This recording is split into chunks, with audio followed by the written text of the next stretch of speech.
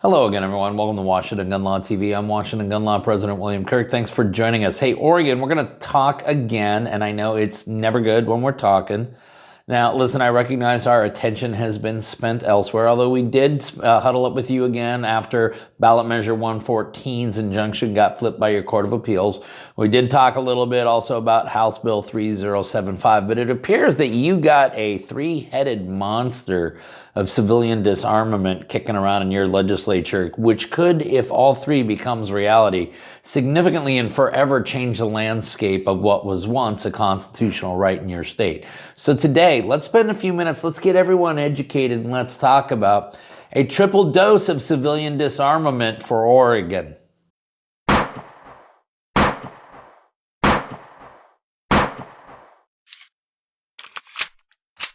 Okay, listen, in the classic game of let's play catch up, that is, what state can prove to the progressive world that they are the most progressive, and they all start playing catch up.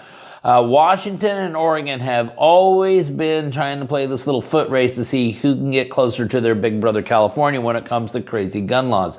That foot race has increased in rate exponentially in the last few years, and now the folks down in Oregon have not one, not two, but three gun bills kicking around, which if all three were to be passed and enacted into law, would significantly, and I do mean significantly and forever, change the inalienable rights of Oregon residents. Today, we're going to talk about House Bill 3075, which we have already talked about. We're going to talk about House Bill 3076, and we're also going to talk about Senate Bill 243. Now, House Bill 3075 was essentially a legislative codification of what was ballot measure 114, drafted at a time in which an injunction was in place. No longer, well, depends on what's going on down there in that. But here's the big thing, Oregon. This bill is likely going to pass and will be signed by the governor, and it will become a reality. And what it really is it's ballot measure 114 on steroids, because if you take a look at the costs that come now in House Bill 3075, the price that you pay in order to get the permission slip that you need to go exercise what is supposed to be a constitutional right has increased by over 200%. And so you begin to see a very common theme here, not only in Oregon and Washington, but really in a lot of these civilian disarmament states, where they're going to try to make the access to the Second Amendment both financially prohibitive as well as chronologically prohibitive. And then remember, Oregon, even if you qualify for your pre-purchasing license, it doesn't mean you actually get to go buy a gun. It just means that you pass the background check so that you can go then through a background check and wait through any statutory waiting periods that your state may have or is about to implement.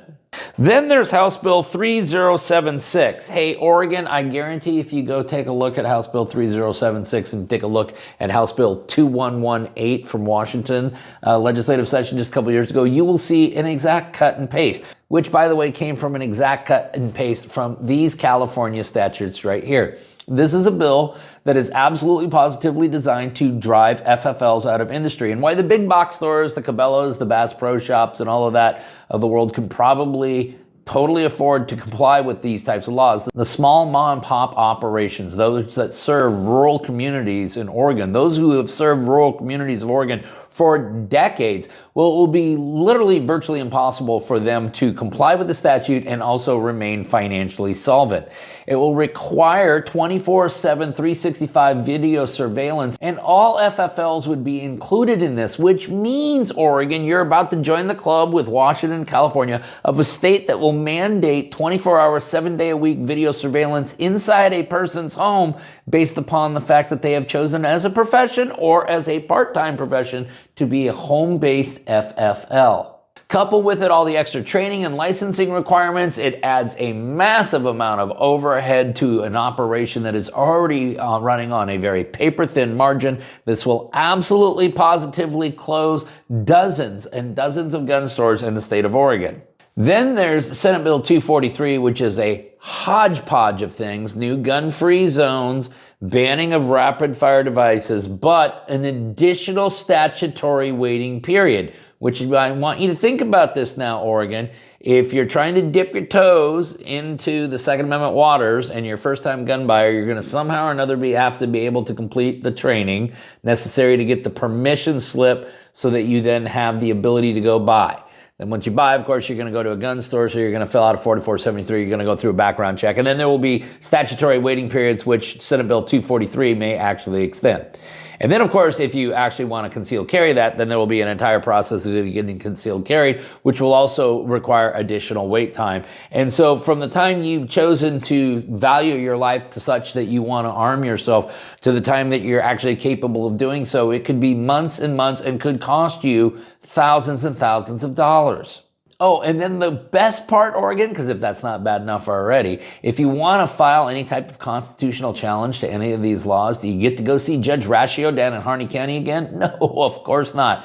No, every single one of these challenges will have to be filed in Marion County. Why? Because the laws will say so. Why would they want them in Marion County? Gee, I wonder. So, Oregon, what can you do to stop this? Unfortunately, not much. Unless they just run out of legislative will or steam or something like that. No, this is going to happen. I mean, I know your Republicans could walk out so they don't have a quorum. They've done that before, but I don't know if that's the best way to conduct business. And that in the long run, come re-election times, can be very costly. So that is a sad reality of where you sit. Does the likelihood that all three of these are going to be signed into legislation?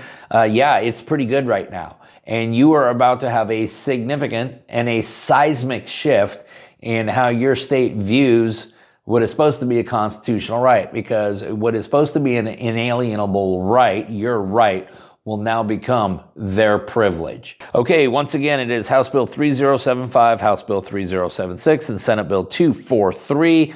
We'll link them all up down below so you don't have to take our word for it. If you got any questions about this or anything else related to what's left of our Second Amendment rights in between Washington and Oregon, it's not much anymore, is it, folks? You should know how to get a hold of Washington gun law by now, but if you don't, that's okay. That information, it's down there in the description box. If you got an idea for a video we should be doing around here, cool. All you got to do is click on that link right there and tell us all about it.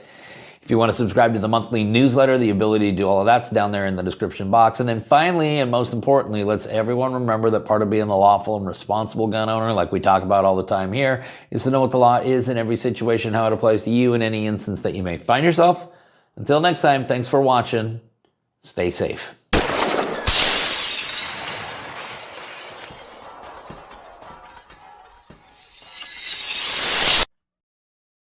Why in the year 2024 should anybody even think about having self-defense protection? Because, 25 years ago, we would have never had this conversation. So what's different today? Bill, we really saw a need a number of years ago when the volatility and divisiveness of our country started to change drastically. And we, by the way, are gun people protecting gun people. Right. We come from a significant gun background. Right to bear. That's right. Legal protection for self-protection. Listen, good lawyers aren't cheap. Cheap lawyers aren't good. You're not truly prepared unless you have right to bear back you.